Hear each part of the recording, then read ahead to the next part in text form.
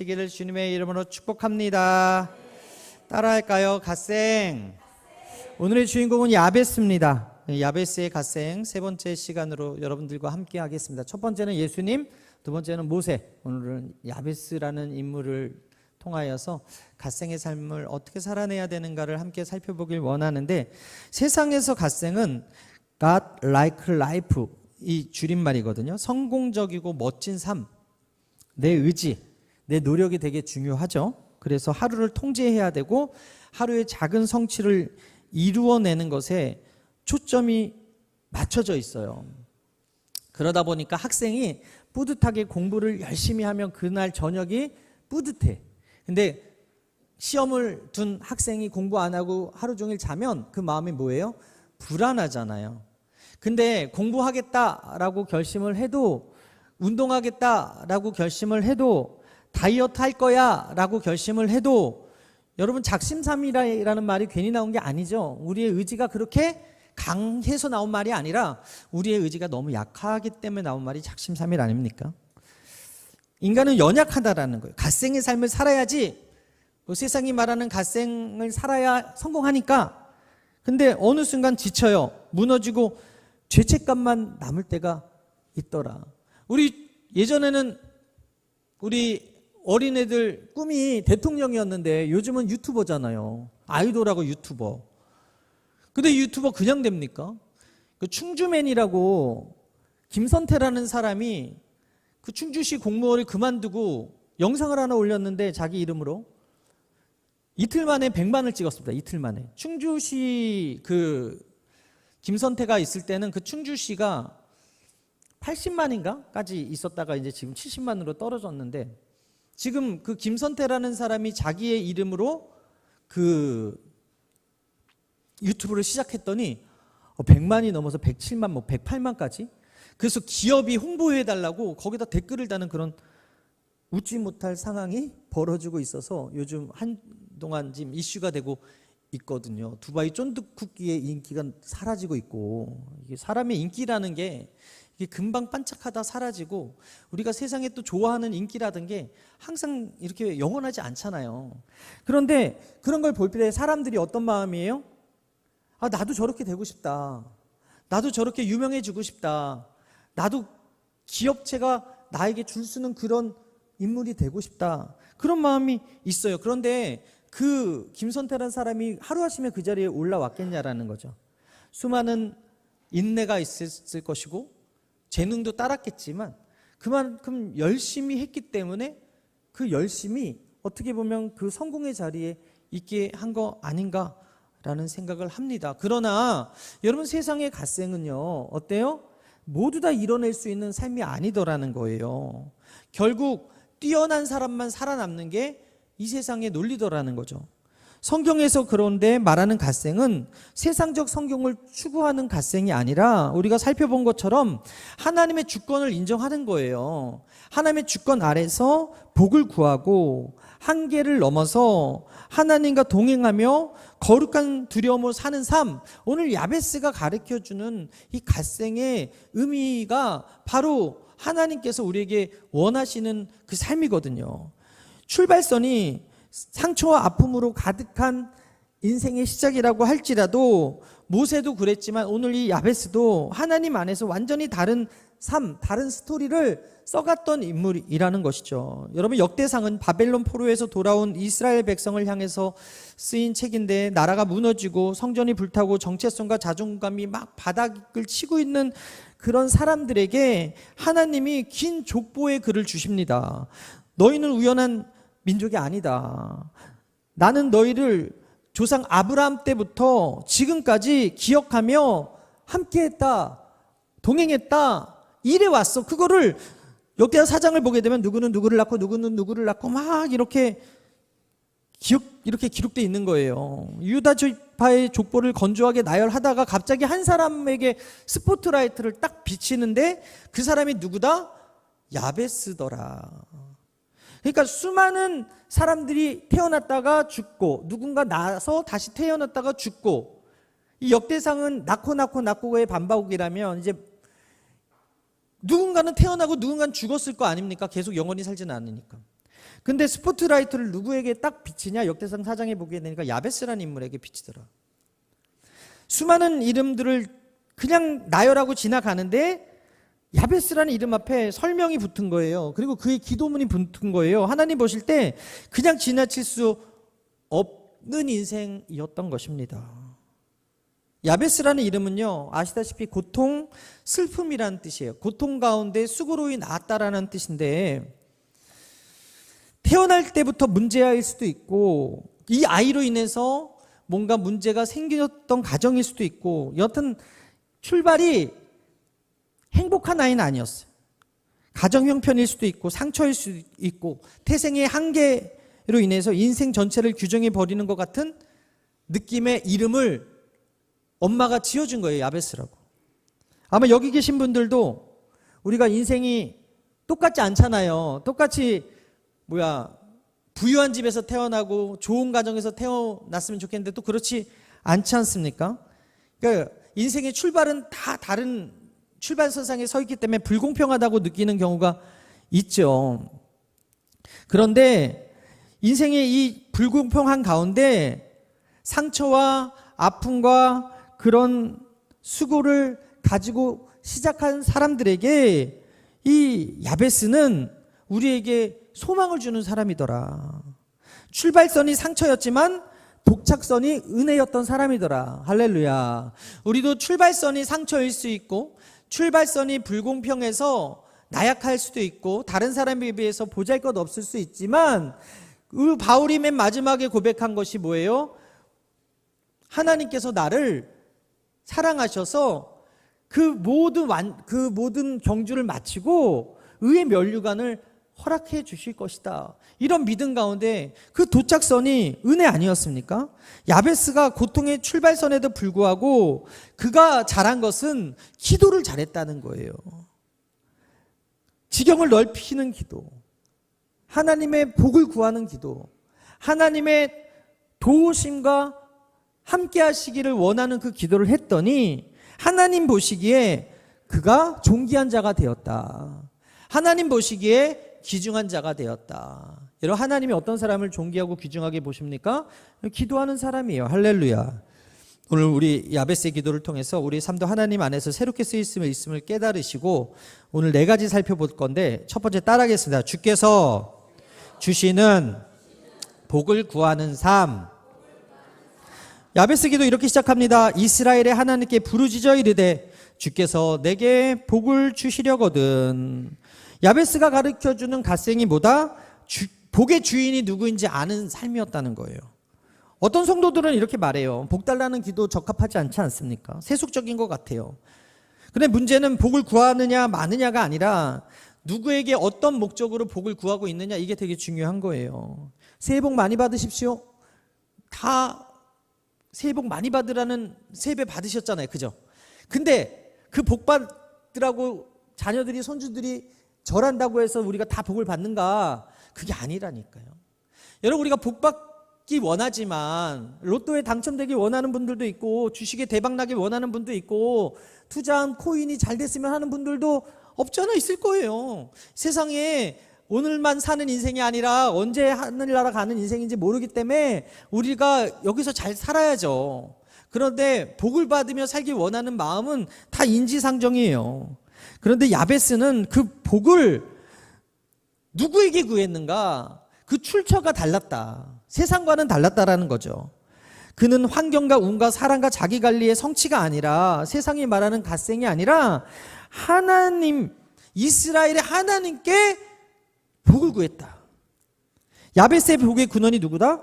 하나님이셨다. 이스라엘의 하나님께 아뢰었다. 하나님께 기도했다.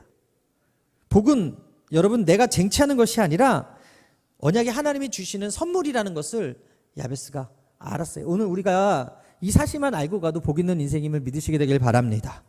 세상에 어떤 것이 복이 될 수 없어요. 우리 하나님이 복이세요. 할렐루야.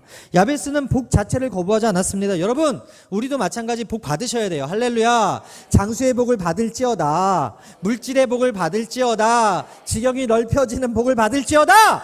자손이 잘 되는 복을 받을지어다. 할렐루야.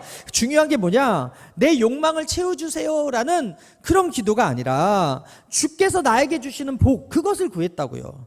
세상식 욕심에 의한 구함이 아니라 다른 우상에게 가서 비나이다 그렇게 구한 것이 아니라 하나님이 주시는 복을 인정하고 건강하게 구했다라는 거예요. 하나님, 제 인생을 당신이 복 주는 통로로 써주세요. 이렇게 기도해 주셨대요. 하나님, 돈을 주시려거든 저를 통해 써주세요. 하나님, 자녀를 주시거든 저에게 주셔서 그 자녀를 사용해 주세요. 이렇게 기도했다. 이 선구 안에서 영적인 메시지 뭡니까? 복이 인간의 노력에서 오는 것이 아니라 하나님의 은혜에서 비롯된다. 할렐루야.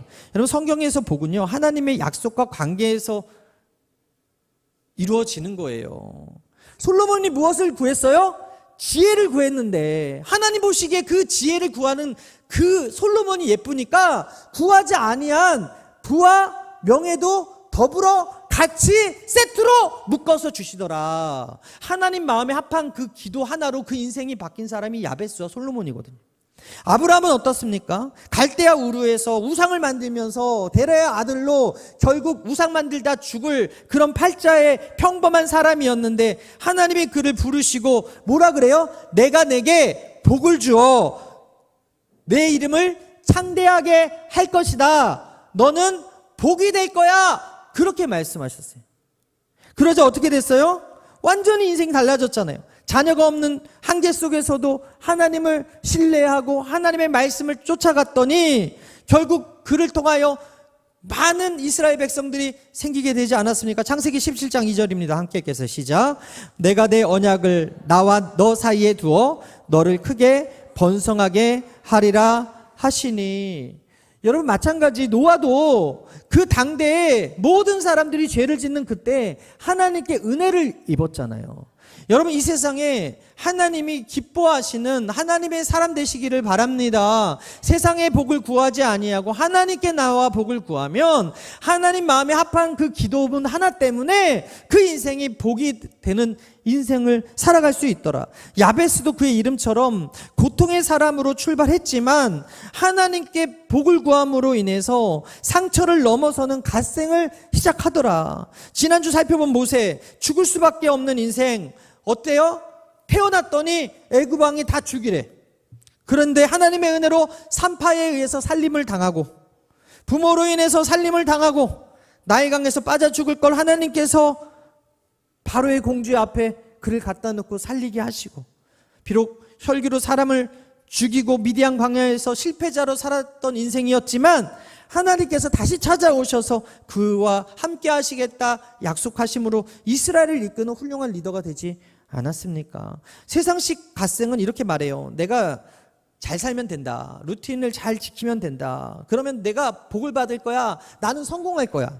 근데 야베스가 가르쳐주는 갓생은 뭐예요?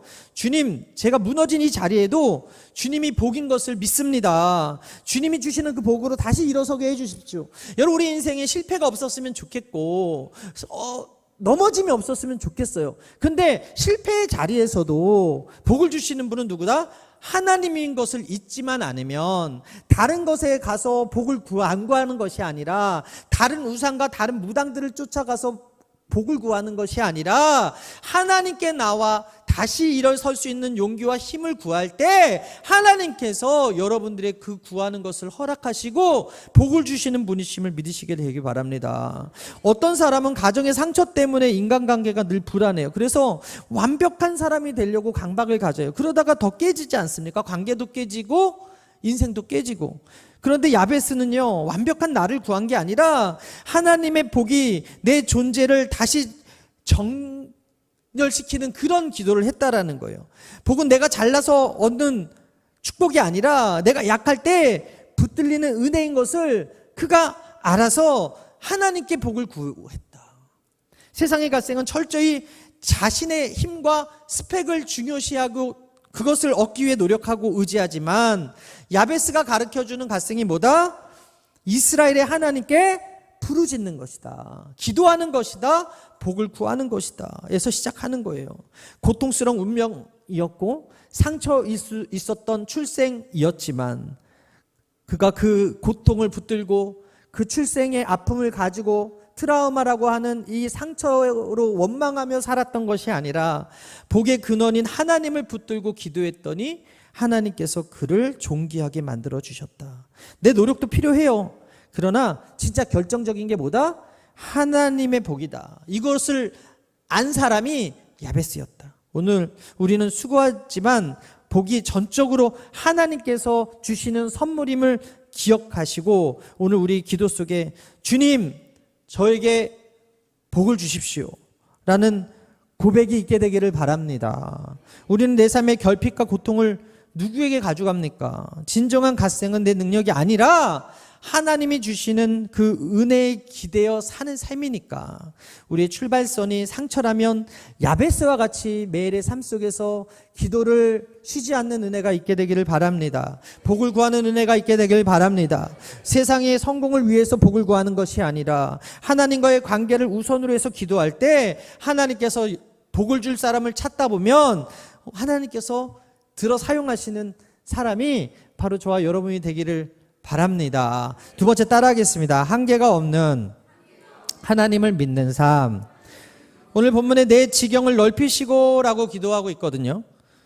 지경이 뭐예요? 문자적으로 땅의 경계 아닙니까?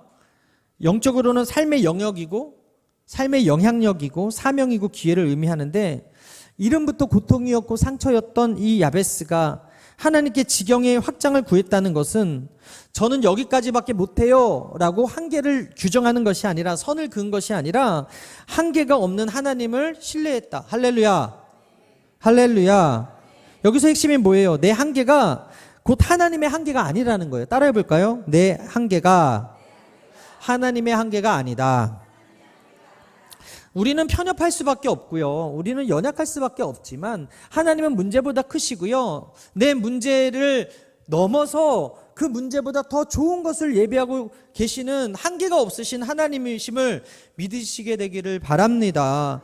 야베스는 자신의 이름을 주는 고통이라는 이 물리적 환경적 한계 속에 갇히지 아니하고 기도했다는 거예요. 전능하신 하나님께서 자신의 지경을 넓혀주실 것이다. 한계가 없으신 그 하나님께서 나의 그 한계의 틀을 깨주실 것이다. 여기서 지경을 넓혀달라는 것은 단순히 부동산의 확장을 위해서 기도한 것이 아니라 하나님 나를 통해 하나님의 나라가 확장되게 해주세요. 그렇게 기도했다라니까요. 하나님 나를 통하여 하나님의 지경이 넓어지게 해주십시오. 그렇게 기도했다니까요. 내 운명은 비록 한계투성이고 상처투성이고 내 시작은 세상이 말하는 잘난 출생은 아니었지만 내 안에 계신 하나님은 한계가 없으시기에 나와 함께 동행해 주셔서 한계가 없는 하나님의 복이 나를 통해 흘러가게 해주십시오. 그렇게 기도했다는 거예요. 우리가 믿는 하나님은요 피조물의 조건에 갇히지 않은 분이세요. 믿으십니까? 인간은 상처를 운명으로 여기지만 하나님은 상처 위에 새 역사를 쓰시는 분이세요. 성경을 한번 다 읽어보세요. 성경에 기록되어 있는 많은 인물들 상처 없는 사람이 없어. 트라우마가 없는 사람이 없어요. 한이 없는 사람이 없어요. 문제 없는 사람이 없어요. 그런데 하나님께서 그 약할 때 강함 되시는 하나님이 그들을 들어서 가장 좋은 길로 가장 완전한 길로 가장 아름다운 길로 인도해 주시더라는 사실입니다. 할렐루야. 따라합니다. 사람으로 할 수 없으되 하나님은 할 수 있습니다. 마가복음 10장 27절에 이렇게 기록하잖아요. 함께 읽겠어요. 시작. 예수께서 그들을 보시며 이르시되 사람으로는 할 수 없으며 하나님으로는 그렇지 아니하나니 하나님으로서는 다 하실 수 있느니라. 우리는요 만족을 모르지만 그래도 어느 정도 이루어내면 이 정도면 됐지 이렇게 해요. 내가 이 정도 신앙생활하면 됐지, 내가 이 정도 헌금하면 됐지, 내가 이 정도 봉사하면 됐지, 내 생각의 틀에 갇혀 있는 경우가 있어요. 그런데 하나님은요 한계가 없는 삶을 우리가 살기 원하시는 거예요. 지금 이만큼이면 편하다에 멈추지 않고 하나님 안에서 더 성장하고 성숙하고 확장하고 지경이 넓혀지는 것을 구하기를 원하세요. 여러분들의 11조가 많아지기를 바랍니다. 여러분 감사 헌금의 액수가 커지게 되기를 바랍니다. 하나님을 위한 먼저 그의 나라와 그의 의를 구하는 시간이 많아지기를 바랍니다.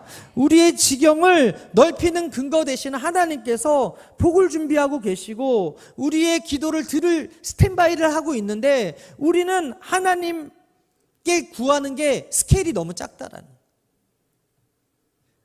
여러분, 아브라함은요 자녀도 땅도 없었어요. 근데 하나님이 이런 약속을 그에게 주시는 거예요. 창세기 12장 2절에서 3절 이하 함께 읽어서 시작. 내가 너로 큰 민족을 이루고 내게 복을 주어 내 이름을 창대하게 하리니 너는 복이 될지라. 너를 축복하는 자에게는 내가 복을 내리고 너를 저주하는 자에게는 내가 저주하리니 땅의 모든 족속이 너로 말미암아 복을 얻을 것이라 하신지라. 여러분, 아브라함은 앞서 말씀드렸지만 우르 땅에서 우상을 만들어 팔고 결국 죽을 그런 평범한 인생이었는데 하나님께서 찾아오셔서 큰 민족을 이루겠다, 복을 주겠다, 그리고 너를 저주하는 자는 내가 저주를 내리겠다, 내가 내 편이 돼주겠다, 너를 복 있다고 말하는 자들에게 내가 복을 나눠주겠다. 현실의 지경이 작았고 출생이 우상을 섬기던 아버지의 아들이었지만 하나님의 약속하신 지경은 민족을 뛰어넘어 열방을 뛰어넘어 하나님의 복이 되겠다라고 말씀하고 있는 거예요. 그러자 아브라함이 그 현실 상황에서 본토 친척 아비집을 떠나는 결단을 하지 않습니까? 하나님의 약속의 지경을 믿었다라고 하지 않습니까? 여러분, 사사 기드온이요 가장 약한 자였다고, 나는 가장 부족한 자라고 고백했는 그런 기드온에게 하나님의 천사가 뭐라 그래요? 큰 용사여 두려워하지 말아라, 주께서 너와 함께 하신다. 그러면서 그 당시 미디안 군인이 13만 5천 명이나 되는 그 군대를 이끌고 쳐들어왔을 때 2만 명이 모였을 때 두려운 자들 제하니까 10,000명이 모이고 10,000명이 남았고 10,000명 중에서 그 물 먹는 걸로 경계를 한 사람 300명 출연해서 13만 5천 명과 300명 싸우게 하셔서 누가 이겼어요? 기드온이 이기게, 기드온의 군대가 이기게 하시더라. 이비둔에서 말을 못한다고 핑계대던 모세에게 하나님이 이스라엘의 민족의 지경을 애굽에서 가나안으로 옮기셨어요. 갈릴리 밖에서 어떤 일이 벌어지는지 관심도 없고 고기 잡는 데만 열심히 했던 그 제자들 불러가지고 사마리아와 온 유대와 땅 끝까지 이르되 증인되게 할 것이다 라고 비전과 꿈을 주시더라. 사도행전을 보게 되니까 그들이 로마 제국 안에서 어떤 사역을 했는지 우리가 발견할 수 있지 않습니까?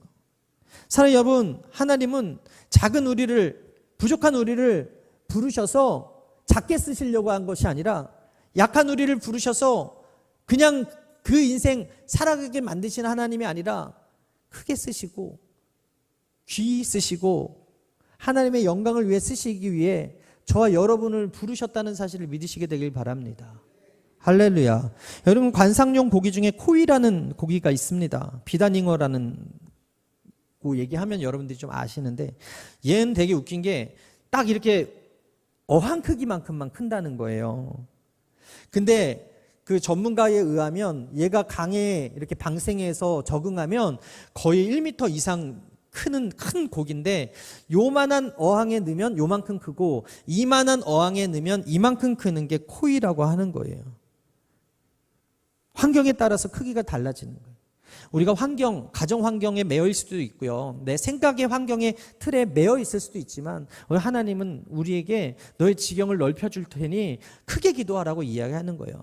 조용기 목사님 그래서 그 당시에 가장 큰 교회에 가서 난 이 교회보다 훨씬 더 큰 교회를 만들 거야 선포했더니 하나님께서 그 기도를 들으셔서 세계에서 가장 큰 교회를 만들게 해주셨잖아요. 우리 하나님은 한계가 없으신 분이시다. 하나님을 우리가 그 한계 앞에서 그냥 딱 규정하고 이것까지만 복을 주세요가 아니라 하나님 앞에서 하나님 제가 이런 기도를 했을 때 하나님이 깜짝 놀라는 그런 기도를 해서 그 복의 주인공들이 저와 여러분이 되시기를 바랍니다. 혹시 내 인생의 지경은 출발선의 상처와 아픔과 그런 트라우마와 그런 환경에 발목 잡혀가지고 나는 여기까지야라고 스스로 제안하고 있는 분들이 계시다면, 나는 흑수저니까, 나는 정말 가진 것 없이 태어났으니까 난 아무것도 못해라고 못해 하고 있는 분이 혹시 있으시다면 여러분의 한계, 상처, 실패, 그런 모든 가지고 있는 여러 가지 핸디캡들을 하나님께 맡기고 지경을 넓혀달라고 기도하는 은혜가 있게 되길 바랍니다. 그럴 때 나는 원래 이렇게 태어났으니까, 나는 원래 이런 사람이니까, 이런 부정적인 말이 아니라 대신 하나님, 내 과거를 재료 삼으셔서 내 지경을 더 크게 넓혀 주십시오. 내 한계를 뛰어넘어 하나님의 한계에 도다르게 해 주십시오.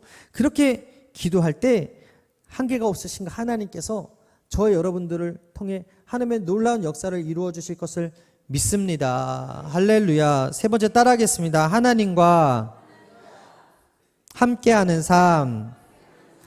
여러분, 갓생을 사는 사람들은 거의 혼자 무엇인가 이뤄내는 사람들이 많습니다. 그런데 오늘 야베스가 가르쳐주는 그 갓생의 세 번째는요, 하나님과 함께, 주의 소리 나와 함께하사라고 기도했죠. 하나님의 동행을 구하는 거예요. 이것이 야베스의 갓생의 핵심인데, 여러분, 복도, 지경도, 확장도 하나님의 손이 없으면 안 된다라는 것을 야베스는 알았어요. 그래서 그 넓어진 지경을 감당하기 위해서 주의 손, 이 성경에서 이 손은 하나님의 능력을 뜻하거든요.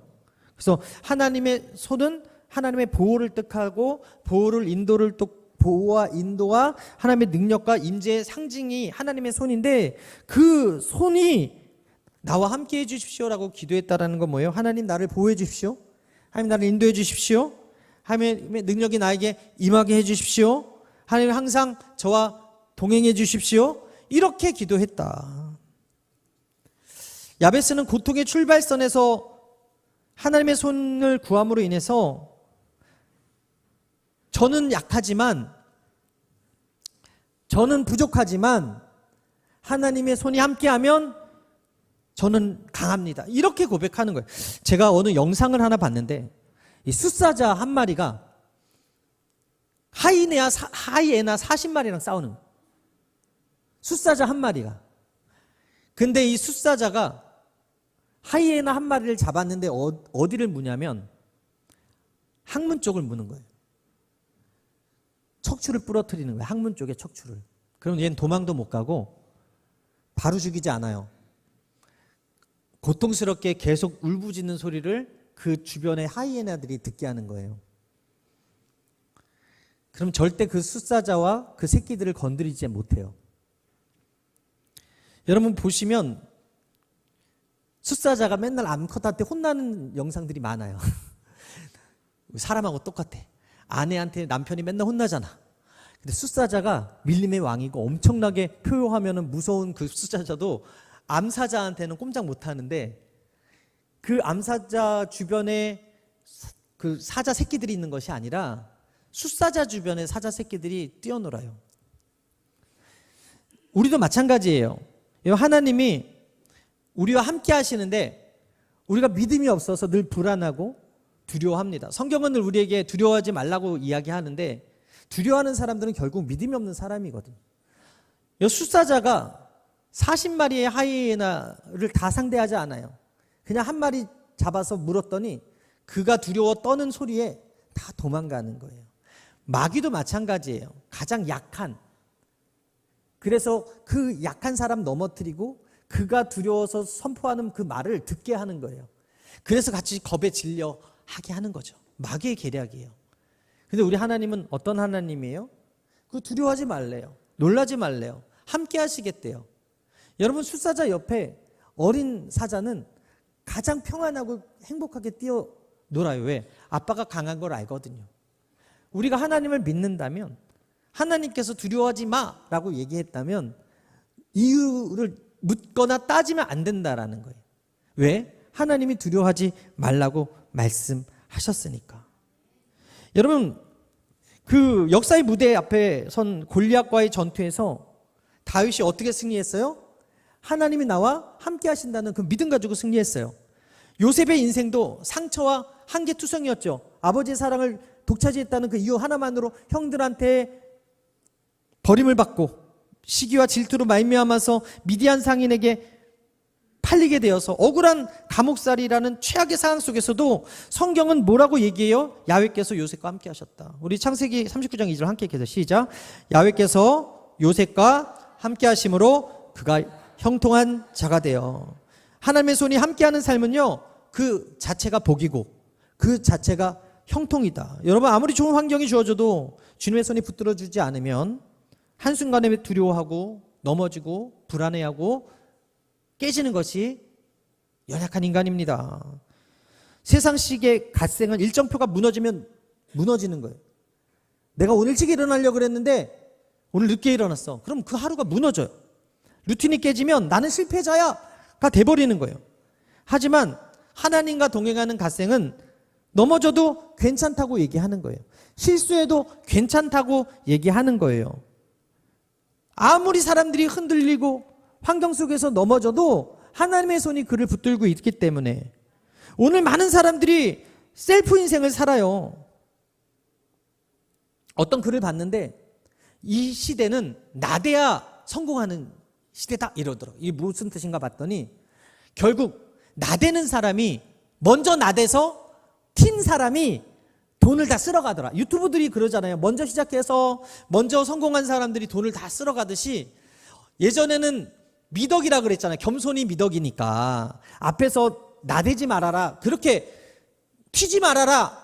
모난 돌이 정 맞는다. 그런 말이 있는데 지금은 반대예요. 어떻게든 어필해야 되고 자기 PR 시대란 말이에요. 나대야 되는 시대. 사모님도 나대셔요 요즘. 사모 브이로그라고 들어보셨는지 모르겠는데 어떤 사모님이 그 부여의 신성교회라고 하던데 그 사모님이 이렇게 자기의 그 개척교회의 삶을 찍어 올렸는데 그게 이제 조회수가 많이 올라서 사람들이 관심을 갖고 후원하고 협찬하고 있어요. 사모의 길이 쉽지 않은데 이제는 사모님도 되고 싶어하는 그거 보면 사모님이 되고 싶은 마음이 들 것 같아요. 여성분들이.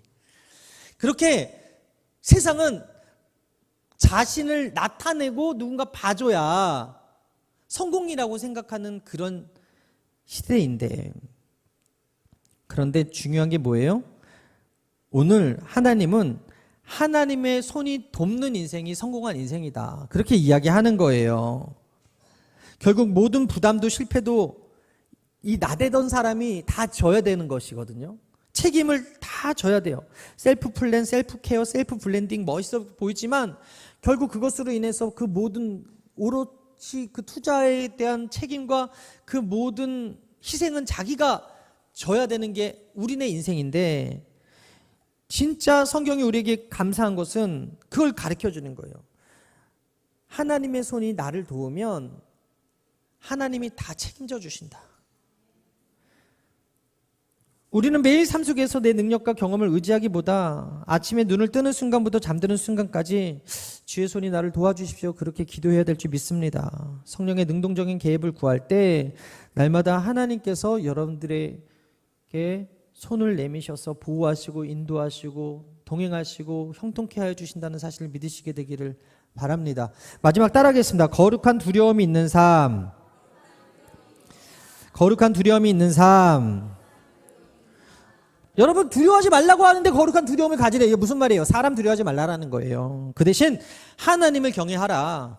하나님이 늘 나와 함께 하시지만 불꽃 같은 눈동자로 나를 지켜보고 계신다 라는 그 코람데오 의식을 가지고 살라라는 거예요. 이것은 단순히 나로 환난을 벗어나 근심이 없게 하여소서라고 기도하는 이 야베스의 기도는 단순히 편한 삶을 살게 해달라는 그런 요청이 아니라 고통이 다시 나를 지배하지 못하도록 악이 나를 다시 삼키지 못하게 해달라고 해주는 그런 간구의 표현이에요.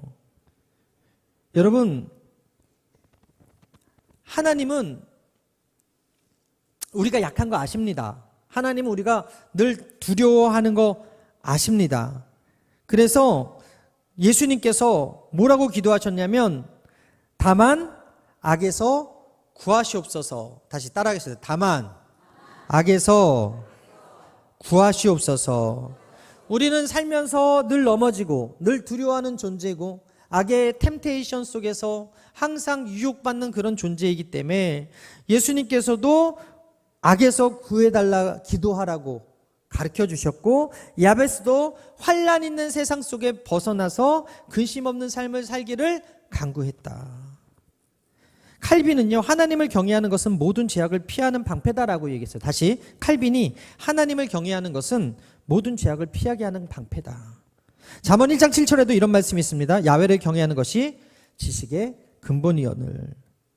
세상에 두려움을 갖는 것이 성공이 아니라 하나님을 경외하는 삶이 성공의 삶이다 라는 것입니다. 여러분, 타조알 어디에 났는지 아세요? 타조알? 타조알은요, 땅에 숨깁니다. 땅에. 상식적으로 볼 때 무지하죠. 무지하게 땅에 숨긴다고 생각을 하면, 이 땅에 숨기면 어떻게 돼요? 포식자들이 냄새를 맡아서 이렇게 파먹을 수도 있고, 바람이 불고 뜨거운 태양에서 내리쬐서 상할 수도 있을 텐데, 타조가 멸망됐습니까? 멸종됐나요? 타조는 지금도 동물원에서도 잘 살고 있고 아프리카 케냐에서도 잘 돌아다니고 있잖아요. 인간적인 생각으로 보면 노출이고 위험 같은데, 하나님께서 타조를 보존하시는데 그에게 알 낳는 곳을 땅으로 지정해 주신 거예요. 오히려 그 안에서 보호와 번식이 되고 있더라. 그래서 잠언서 14장 12절에 이런 말씀 있죠. 함께 읽겠어요. 시작. 사람의 눈에는 어떤 길이 바르다 하여도 필경은 사망의 길이니라. 우리는 늘 내 기준, 내 생각대로 판단하지만 타조의 방식을 하나님은 보여주시면서 저건 틀렸다, 저건 미련하다라고 생각하고 이야기하는 인간들에게 이미 하나님께서 그 타조가 어떻게 생존하고 보호받았는지를 알려주시는 지혜가 있더라는 거예요. 마찬가지 예수 믿는 우리, 교회 다니는 우리, 하나님을 믿는 우리의 삶도 사람들의 눈, 세상 사람들의 눈, 성공한 사람들의 눈에는 종종 어리석어 보일 때가 있다. 주일에 일을 더해서 돈을 벌 수 있는 시간에 예배드리고 손해보는 것 같이 살아가는 우리네 삶을 세상 사람들은 어떻게 보면 불쌍하다 이야기할 수 있어요. 그런데 하나님께서는 고린도전서 1장 18절에 십자가의 도가 멸망하는 자들에게는 미련한 것이요 구원을 받는 우리에게는 하나님의 능력이다 라고 이야기하는 거예요. 미련한 이 십자가의 길을 가는 저와 여러분들의 삶이 세상 사람들에게는 미련하고 부족해 보일지라도 하나님께서는 우리에게 뭐라 그러십니까? 하나님의 능력이 나타나는 삶이다라고 이야기하고 있는 거예요. 우리는 종종 물어요. 하나님, 왜 저를 이런 자리에 보내셨어요? 왜 나를 이렇게 약하게 만드셨나요? 왜 나의 인생은 다른 사람처럼 높이 날지 못합니까? 여러분, 타조에게 왜 나무 위에 둥지를 틀지? 왜 타조가 더 높게 날게 만드시지? 라고 묻는 것과 같아요. 하나님은 각 사람에게 맞는 방식으로 은혜도 주시고 보호도 주시고 인도도 해주시는 하나님이심을 믿으시게 되길 바랍니다. 남들 그 방식 그대로가 아니라 나에게 가장 적합한 방식으로 하나님께서 만들어주셨다. 그 방식이 지금 이해되지 않아도, 세상이 보기에는 부족하고 세상이 보기에는 위험해 보여도 그 안에 하나님의 지혜가 담겨 있음을 믿으시게 되기를 바랍니다. 제가 어떤 어떤 목사님 말씀을 보았는데요. 이 목사님이 좀 외적으로 잘생긴 게 아니야. 좀 이렇게 잘생기진 않은 것 같아. 근데 교회에 다녔어. 그래서 교회 누나들이 이 목사님한테 여자를 만나서 사귀려면 절대 게임 얘기하지 말아라. 왜요? 물어봤다는 거예요. 절대 이소룡 같은 사람 얘기하지 말아라. 왜요? 그랬다는 거예요. 절대 다른 네가 좋아하는 그 무엇도 여자가 좋아할 만한 게 없으니까 그냥 입 다물어라 그랬다는 거예요. 왜요? 근데 나중에 알고 보니 정말 그게 정답이래요. 여러분, 여성분들, 젊은 처자들이 싫어하는 게 군대 이야기, 축구 이야기, 군대에서 축구한 이야기잖아. 그거 그대로 안 하는 사람들이 더 연애를 잘해요. 근데 그거 하지 말라는데도 굳이 축구 얘기하고, 굳이 군대 이야기하고, 굳이 군대에서 축구한 이야기 하다가 갈라지는 사람들이 있더라. 그래서 그 목사님이 하는 얘기에 되게 큰 은혜를 받아서 나누는데요. 그 누나들이 나를 정말 사랑해서 한 얘기더라. 나중에 알고 보니까. 그 얘기 하니까 정말로 여자들이 치를 떨고 떠나더라. 취향도 안 맞는데 오타쿠 같은 그런 얼굴에 그런 취향까지 가지니까 여자들이 싫어하더라. 그러니까 그 누나들이 한 말이 이해하려고 왜라고 묻지 말고 그냥 순종해야 되겠더라. 그렇게 얘기하더라고. 여러분, 하나님이 오늘 알게 해주시는 말씀이 이해가 안 되십니까? 하나님이 오늘 알게 해주신 명령을 왜 순종을 해야 됩니까? 우리가 왜 따지다 보면요, 복이 다 날아가 버린다니까. 왜 따지다 보면 하나님께서 나에게 주시려고 했던 그것들을 다 걷어가 버리신다니까. 하나님의 생각이 나의 생각보다 높으십니다. 하나님의 한계가 나의 한계보다 훨씬 더 크시고 한계를 뛰어넘으시는 분이 하나님이십니다. 나의 문제보다 훨씬 더 지혜 있으신 분이 하나님이세요. 여자의 입장에서 여자의 마음을 잘 아는 그 누나들이 그 아이를 안타까워해가지고 한 얘기를 왜요? 하면 여자 못 사귀는 거예요. 그냥 네 하고 순종했을 때 여자를 사귈 수 있는 것처럼 하나님이 오늘 나에게 주시는 말씀에 왜요? 따지고 불순종하면 하나님이 주시려고 하는 복이 다 날아간다니까. 사랑하는 여러분, 이해되지 않아도 하나님 오늘 나에게 이런 환경을 주신 것들이 내 머리로 이해되지 않고 해석되지 않아도 우리 하나님 좋으신 하나님이시다. 할렐루야. 야베스의 이름이 야차부, 고통, 슬픔을 의미한다고 했는데 마지막 그가 뭐라 그래요? 벨리 야차부, 즉 야차부가 없게 해주십시오. 이렇게 기도해요. 무슨 얘기입니까? 더 이상 한계가 없게 해주십시오. 이름대로 살지 않게 해주십시오. 상처가 없게 해주십시오. 아픔이 없게 해주십시오. 즉 자신의 그 본질적 한계와 재성을 인식하고는 하나님, 제가 제 이름대로 살지 않게 해주십시오. 부모는 나에게 수고로움이 나왔다, 고통이다, 한계가 있다, 아픔이다, 상처다, 그렇게 이름 지었지만 환난으로 벗어나 근심 없게 해주십시오. 이 이름대로 살지 않게 해주십시오. 그렇게 기도하더라. 우리 안에 죄의 본성이 있어요. 언제든지 넘어질 수 있어요. 그러나 매일 하나님 앞에 나아가서 하나님, 제가 제 본성대로 살지 않게 해주세요. 주의 은혜로 살게 해주세요. 그렇게 기도할 때 하나님은 여러분들의 기도를 들어주심을 믿으시게 되길 바랍니다.